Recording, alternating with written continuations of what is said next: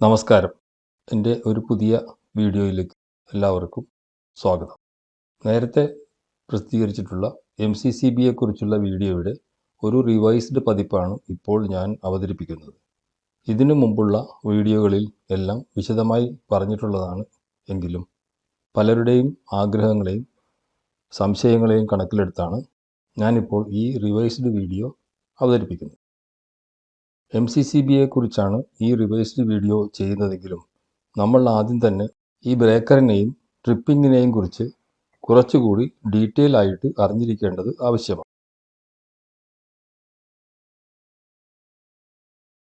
പിക്ചറിൽ കാണിച്ചിട്ടുള്ളത് ഒരു ഡൊമസ്റ്റിക് ഇലക്ട്രിക്കൽ സ്കീമിൻ്റെ ഡ്രോയിങ് ആണ്. അതായത് നമുക്ക് ഡൊമസ്റ്റിക് ആയിട്ട് വരുന്ന ഇലക്ട്രിക്കൽ സിസ്റ്റത്തിൻ്റെ ആദ്യത്തെ പവർ വരുന്നത് ACBയിലേക്കും പിന്നീട് മെയിൻ ഡിസ്ട്രിബ്യൂഷൻ ബോർഡും അവിടെ നിന്ന് ഫൈനൽ ഡിസ്ട്രിബ്യൂഷൻ ബോർഡിലേക്കും വരുന്നു. MCB ആണ് അടുത്ത ഡിസ്ട്രിബ്യൂഷൻ പോയിന്റ്. അവിടെ നിന്ന് സർക്യൂട്ടിലെ ഐസൊലേറ്ററുകളിലേക്ക് അതായത് സ്വിച്ചിലേക്ക് പോകുന്നു. തുടർന്ന് അവിടെ നിന്ന് ലോഡിലേക്ക് വരുന്നു.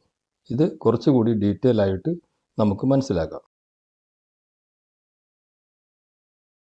MCCBയെക്കുറിച്ച് പ്രധാനമായിട്ടും മനസ്സിലാക്കിയിരിക്കേണ്ടത് ഒരു സർക്യൂട്ടിൽ ഉണ്ടാവുന്ന കറണ്ടിൻ്റെ ഏറ്റക്കുറിച്ചിലുകൾ കൂടാതെ ഓവർ കറണ്ട്, ഷോർട്ട് സർക്യൂട്ട് എന്നിവയെല്ലാം ഈ MCCB അതായത് ബ്രേക്കർ കൺട്രോൾ ചെയ്യുന്നു എന്നതാണ്. ബ്രേക്കറിൻ്റെ പ്രധാന കടമ തന്നെ അതാണ്.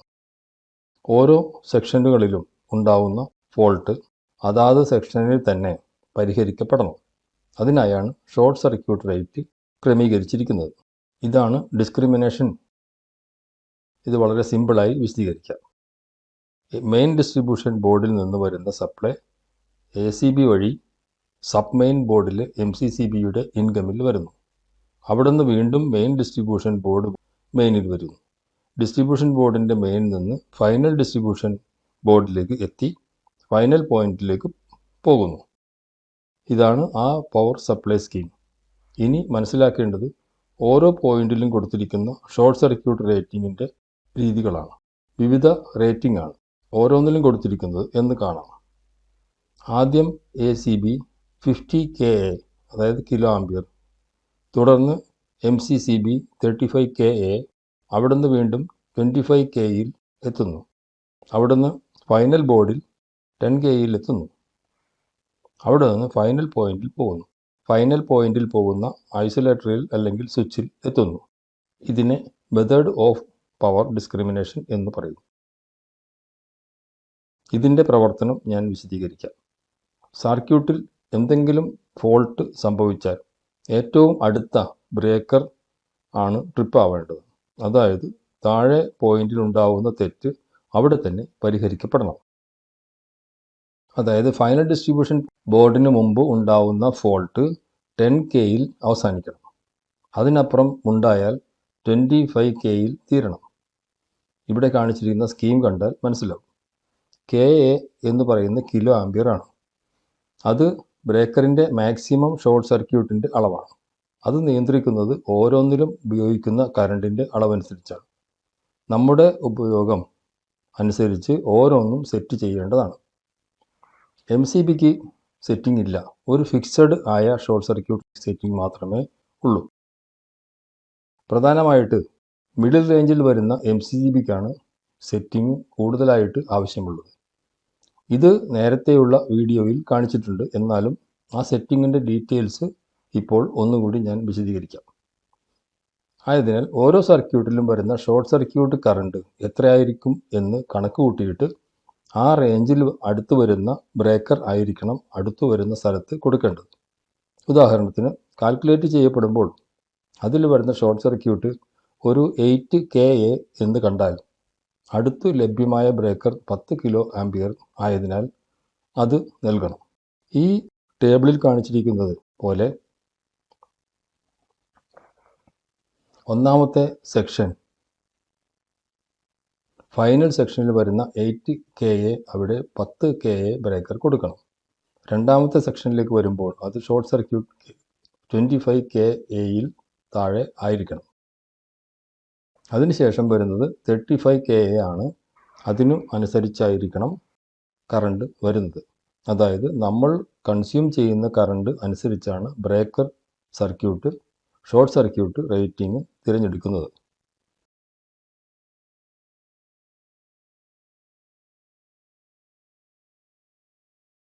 ഒരു സിമ്പിൾ ആയിട്ട് ഷോർട്ട് സർക്യൂട്ട് കാൽക്കുലേഷൻ ഞാൻ പറയാം.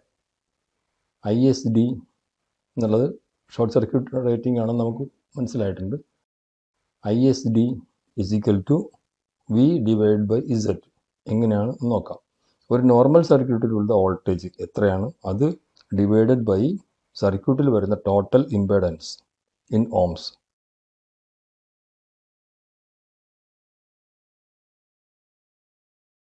ഇനി MCCBയിൽ വരുന്ന പൊതുവായ സെറ്റിംഗ് എങ്ങനെയെന്നും അത് എങ്ങനെയാണ് ചെയ്യുന്നതെന്നും നോക്കാം.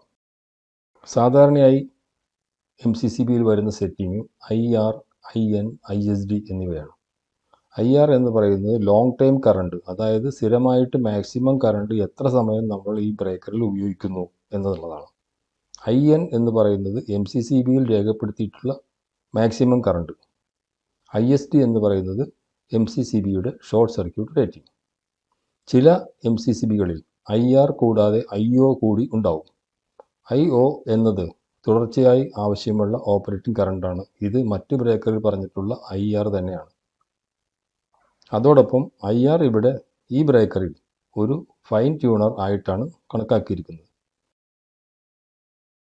ഈ ബ്രേക്കറിൻ്റെ സെറ്റിങ്സ് എങ്ങനെ എന്ന് നോക്കാം. IO എന്നത് 0.5 മുതൽ 1 വരെയാണ് കാണിച്ചിരിക്കുന്നത്.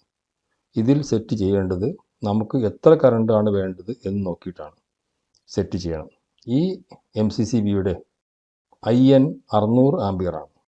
0.5 സെറ്റ് ചെയ്താൽ 0.5 × 600, അതായത് 300 ആയിരിക്കും ഈ MCCBയിൽ ലഭിക്കുന്ന മാക്സിമം കറണ്ട്. ഈ MCCBയിൽ IR സെറ്റിംഗ് 0.8 മുതൽ 1 വരെയാണ് കാണിച്ചിരിക്കുന്നത്. അതായത് 0.8 നമ്മൾ സെറ്റ് ചെയ്താൽ 0.8 × IR, അതായത് 240 ആംപിയർ. അത്രയും കൃത്യമായിട്ട് നമുക്ക് ഒരു ആംപിയർ റേറ്റിംഗ് വേണമെങ്കിൽ മാത്രം ഈ IR സെറ്റ് ചെയ്താൽ മതിയാവും.